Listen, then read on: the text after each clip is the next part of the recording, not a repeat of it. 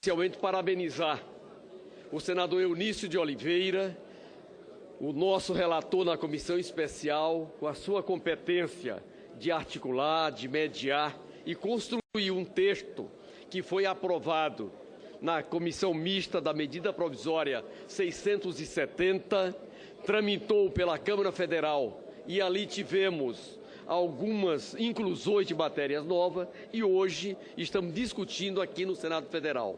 E esta medida provisória, senhor presidente, é resultado de um grande acordo com a base aliada, em que definiu um crescimento, um reajuste progressivo das faixas do imposto de renda pessoa física, de maneira que nas primeiras faixas reajustou em 6,5% e nas faixas seguintes um percentual menor. E o objetivo aqui era exatamente diminuir a carga tributária sobre aqueles que menos recebem, aqueles que têm menor salário, de maneira que eles possam ter um ganho significativo com a atualização da tabela do imposto de renda e, com isso, ter condição de ter mais recursos para investir na sua família, para investir no atendimento das condições necessárias para a manutenção da sua família. Esse acordo também, senhor presidente, teve como objetivo a manutenção de um veto apresentado pela senhora presidenta da República, a nossa presidenta Dilma Rousseff, de maneira que o Congresso Nacional manteve o veto aposto numa matéria anterior e concomitantemente foi encaminhado essa medida provisória de número 670 como forma de atender o acordo político apresentado por ampla maioria dos nossos pares na Câmara e no Senado e acolhido na sua globalidade na comissão mista que tratou dessa medida provisória.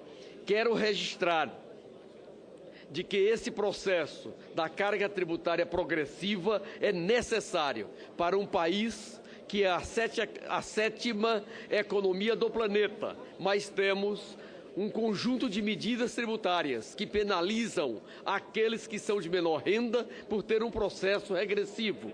E nesse processo de impostos regressivos, o maior deles é o ICMS, o imposto cobrado pelos estados, que representa em média 32% da renda dos trabalhadores que recebem até 3 salários mínimos. E exatamente por isso, nos últimos tempos, o Congresso Nacional, e em especial o Senado Federal, tem aberto todo um debate para que nós possamos inverter, alterando o ICMS para que ele possa ser também um imposto progressivo, como estamos fazendo com o imposto de renda pessoa física. É evidente que temos as diferenças entre as regiões e uma carga tributária diferenciada também entre os 26 estados e o Distrito Federal. E essa questão do ICMS, para que possamos diminuir a chamada disputa fiscal entre os vários entes do Pacto Federativo e que possamos criar um mecanismo constitucional que permita a diminuição das desigualdades regionais, o investimento na infraestrutura para dar mais competitividade às micro e pequenas empresas, à economia regional. É necessário que esse debate seja feito conjuntamente com o novo ICMS e fruto do Pacto Federativo. É bom registrar também de que o Congresso Nacional, o governo brasileiro, tem feito, nos últimos anos, um grande esforço para que possamos ter uma carga tributária diferenciada, em especial para o empreendedor individual, a micro e a pequena empresa. Esse sistema, o Congresso Nacional aprovou por unanimidade as regras gerais lá em 2006, com a Lei Complementar 123, e naquela época nós tínhamos apenas 1.337.000 micro e pequenas empresas formais no Brasil.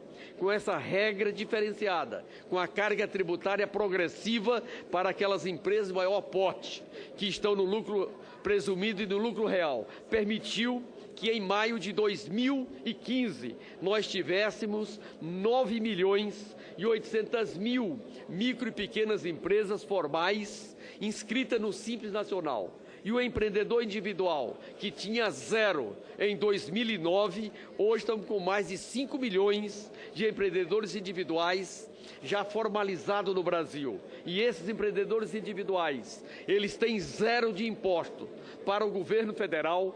Se ele é do ramo do comércio ou da indústria, ele contribui com R$1 por mês a título de ICMS, para que o Estado tenha atualizado o seu cadastro. E se ele é do setor de serviços, ele contribui com R$5 por mês a título de ISS. E essa sistemática criada em 2009, resultado da Lei Complementar 128, também aprovada por unanimidade, inicialmente na Câmara Federal e depois no Senado Federal, é que permitiu que nesse maio de 2015 chegássemos a 5.093.000 empreendedores individuais. E o desafio hoje para nós é darmos um passo a mais na atualização do Simples Nacional, diminuindo a quantidade de faixas, que hoje são 20 faixas, e entre essas tendo um tratamento para os trabalhadores profissionais das atividades reguladas por lei específica, ter uma carga tributária maior do que os outros setores de serviços. E nós estamos discutindo, tanto na Câmara como aqui no Senado Federal, uma modificação para reduzir essas faixas para algo em torno de 7 a 9 faixas e, com isso, ter uma redução ainda mais da carga tributária para as micro e pequenas empresas. Por falar em micro e pequena empresa, hoje a Comissão de Assuntos Econômicos aprovou uma alteração na Lei de Recuperação de Empresas, que é fundamental para que as micro e pequenas também possam ter ainda mais a sua proteção. Ali, nós estamos determinando de que a micro e a pequena empresa que entrar no processo de recuperação judicial não tenha a obrigação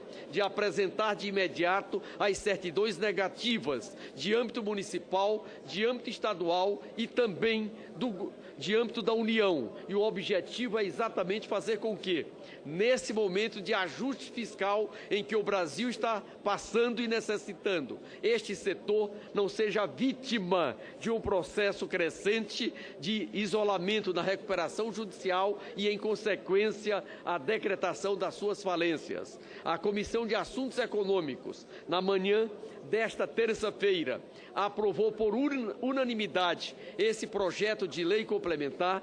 Vai vir aqui para o plenário do Senado Federal para que possamos discutir, debater e aprovar. E todo esse conjunto de ações, nossos pares, nossos senadoras e senadores, soma com esse processo de atualização do imposto de renda, que representa uma diminuição da retirada da renda dos trabalhadores brasileiros e, ao mesmo tempo, contribui com esse outro debate junto à micro, à pequena empresa, o empreendedor individual, para que possamos ter uma carga tributária diferenciada, como prevê a Constituição Federal, e, ao mesmo tempo, possamos fortalecer este setor que é a base da nossa economia. Esses 9.800.000 micro e pequenos empresários geraram de empregos entre janeiro de 2011 e dezembro de 2014 mais de 4.600.000 empregos,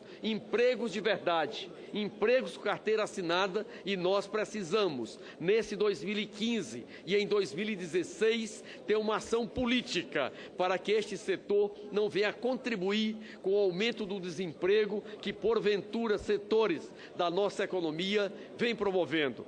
Quero registrar também de que as empresas do lucro real e do lucro presumido, aquelas que estão fora do Simples Nacional, nesse mesmo período, de janeiro de 2011 a dezembro de 2014, tiveram uma diminuição de 640.000 empregos a menos do que o saldo que tinha naquele período. Nosso senador Moca, por gentileza. Senador Pimentel, eu concordo, não é o que esta casa votou e que eu queríamos, mas pelo menos se corrige e é sem dúvida nenhuma um avanço e uma justiça.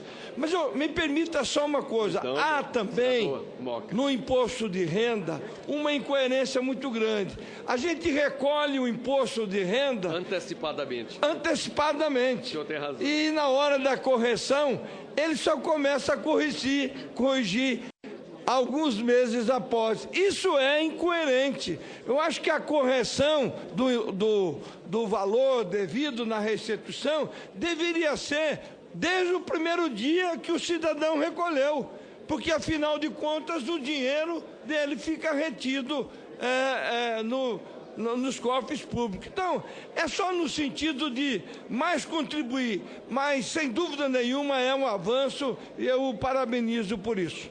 Senador Moca, Vossa Excelência tem toda a razão. As centrais sindicais têm pautado regularmente essa discussão e os vários setores da sociedade brasileira que, da mesma forma, quando nós devemos parte do imposto e que pagamos após a data determinada, que é 30 de abril, a partir dali tem taxa Selic cheia, que hoje é de 13,75%, e em algumas situações tem mais multa. Enquanto que o imposto de renda, que nós pagamos em janeiro, a sua correção não é feita durante o ano, quando vamos fechar a nossa declaração ali entre março e abril, e normalmente a gente só faz no mês de abril. Essa é uma outra pendência que nós precisamos trazer para a agenda, para que possamos, no dia de amanhã, conseguir corrigir essa injustiça. Eu tenho um projeto nesse sentido tramitando na casa, senador Pimentel, por isso que lhe pediu a parte. Eu conheço o cuidado que Vossa Excelência tem para diminuir a injustiça do Estado Nacional. E esse projeto vem corrigir parte dessas injustiças. Portanto, senhor presidente, eu quero aqui encaminhar favorável à medida provisória 670, lembrando mais uma vez que é fruto de um acordo político para que pudéssemos ter essa carga tributária aqui progressiva, a sua atualização, e finalizo parabenizando o senador Eunício de Oliveira, o nosso relator na comissão especial e aqui no plenário do Senado Federal. Muito obrigado, senhor presidente.